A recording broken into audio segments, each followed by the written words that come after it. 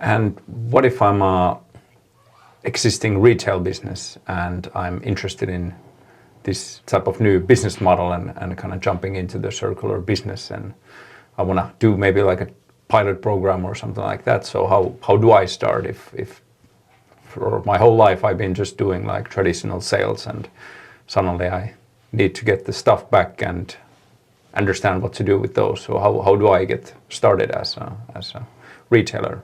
I think it's a quite similar story as for an individual. You have to probably first figure out how do you do the kind of repairing, refurbishing side of things. So what do you do in between two cycles of a rental, for example? Either you have to have those capabilities in-house, or then you have to partner with someone. So those are the two ways to go about it effectively. Like, do you build it in-house, or do you have it already in-house?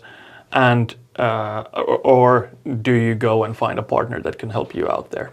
I think those are the things that I would kind of figure out as a first step. After that, if you're an existing retailer, you kind of already have the sales channels. You just need a way to host this kind of an offering. And there you have companies like us providing you with solutions that makes it effortless for you to put your offering out there. But then it is the like handling of the physical goods and how do you make them resellable after one rental is usually operationally the biggest question. What type of business model or maybe multiple business models then should I start? Let's stay on the retailer example. So if I want to do a test here, do I start like a leasing program or short-term rental or mix of these, or how would you start your? I think the important thing is that always start small. Like, don't try to make it a huge launch. It likely will not succeed, or the operational complexity will be too hard for you to operationalize. So always start small, pick 1, 2, or maximum 5 maybe leading products for which you try it. Short-term rentals are probably the easiest. Pick the products that are the most durable and need the least amount of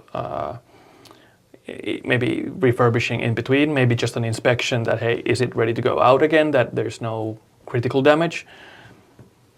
For example, U-Hauls or trailers car trailers are an amazing product for that. Effectively, you can just give those out and then when they are returned, see that if they're empty and maybe cleaned.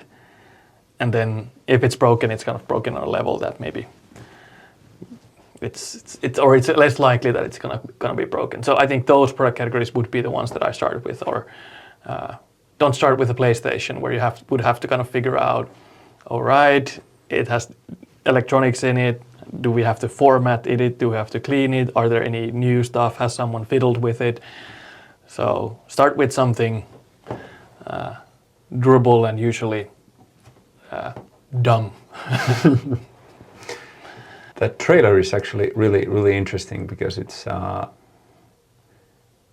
probably for hardware stores or similar. It's kind of like also additional service. Like if you're purchasing something large or something like that, and you don't have a trailer, it might actually just make it more intriguing to go into the store and buy this if I'm able to also rent out the trailer. Definitely, I think that's like that, and that's a kind of great example of the servitization offer. Like, it's not cannibalizing; it's helping. If you pick your categories well, it's just supporting your mainstream business maybe. And many like retailers that we've talked with that have physical stores, like big box store chains or similar, the servitized product category can be kind of a throw-in product, kind of to lead people to visit the store, for example. Again, kind of driver for foot traffic and all of that. So I think those are the categories that you want to think about it. And it really kind of, when you start to look into your own industry niche, usually there's always something that kind of everyone needs, but doesn't want to own because it's needed so rarely. It's extremely seasonal product or connected to a specific use case. So usually those are great candidates for servitization.